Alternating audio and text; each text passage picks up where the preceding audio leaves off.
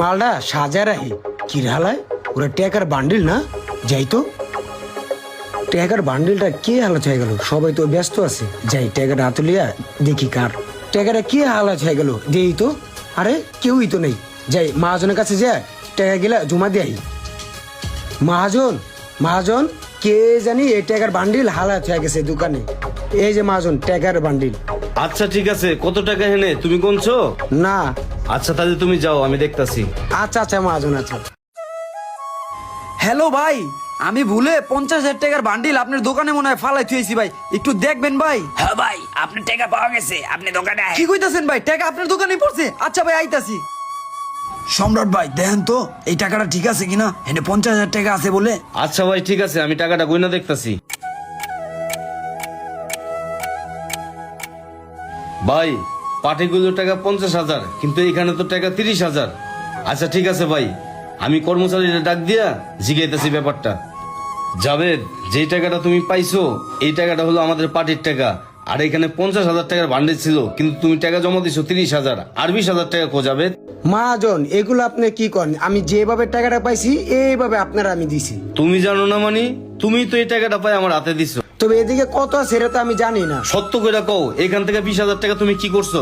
মহাজন আমি 12 বছর ধরে আমি সততার সাথে আমি কাজ করে গেতেছি, আমি এসব কাজ কোনো সময় করতে পারি না মহাজন, আপনারা আমারে ভুল বুঝতেছেন। আচ্ছা ঠিক আছে, তুমি কাজে যাও।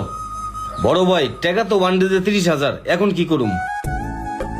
তাহলে আর কি করবেন, তাহলে আর কি করবেন, ক্যাশের থেকে আর 20,000 টাকা ভইরা 50,000 টাকা মিল করে পাঠিয়ে দেন, কারণ আমাদের রেড কালেকশনের একটা নাম আছে। আচ্ছা ঠিক আছে ভাই, তাহলে আমি এটাই করতেছি। হ্যাঁ ভাই, ভাই টাকাটা তাহলে পাইছেন ভাই, আপনার দোকানে পড়ছে। হ ভাই, আপনার টাকাটা পাইছি, দাঁড়ান দিতাছি টাকাটা। এই যে জন ভাই আপনার টাকাটা, আপনি গয়না বুঝাও জন। আচ্ছা আচ্ছা ঠিক আছে ভাই, গুনতাছি।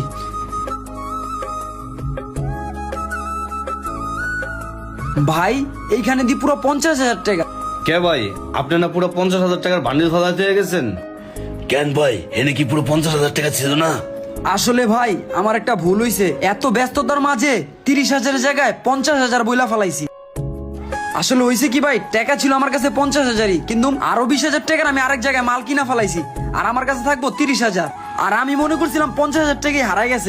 আসলে ভাই 30,000 টাকাই আমার পকেট থেকে পড়ে গেছে গা, কিন্তু ভাই আমার বলা একটু ভুল হয়ে গেছে গা, 30,000 এর জায়গায় 50,000 বইলা ফেলাইছি। কি কোন ভাই, 30,000 টাকা? তাহলে ছেলেটা আমি শুধু শুধু দোষারোপ করলাম। আচ্ছা ভাই এলন ভাই, আপনাকে 20,000 টাকা, আমি তোলে যাই ভাই, আমার একটু কাজ আছে।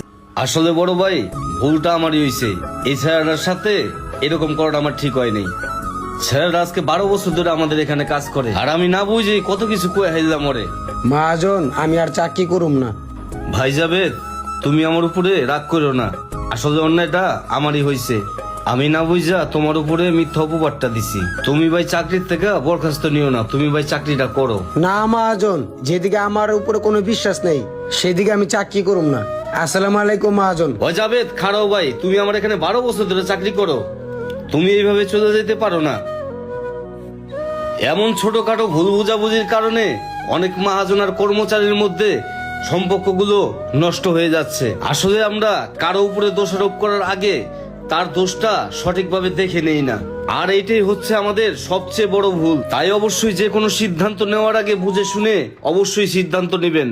তাই এইরকম ভুল বুঝাবুঝি কার কার সাথে হয়েছে অবশ্যই কমেন্ট করে জানাবেন। আর আপনারা কে কোন জেলা থেকে আমাদের ভিডিওটা দেখতেছেন সেটা কিন্তু কমেন্ট করতে ভুলবেন না। আর ভিডিওটা ভালো লেগে থাকলে ছোট্ট করে একটা শেয়ার করে দেবেন। ধন্যবাদ।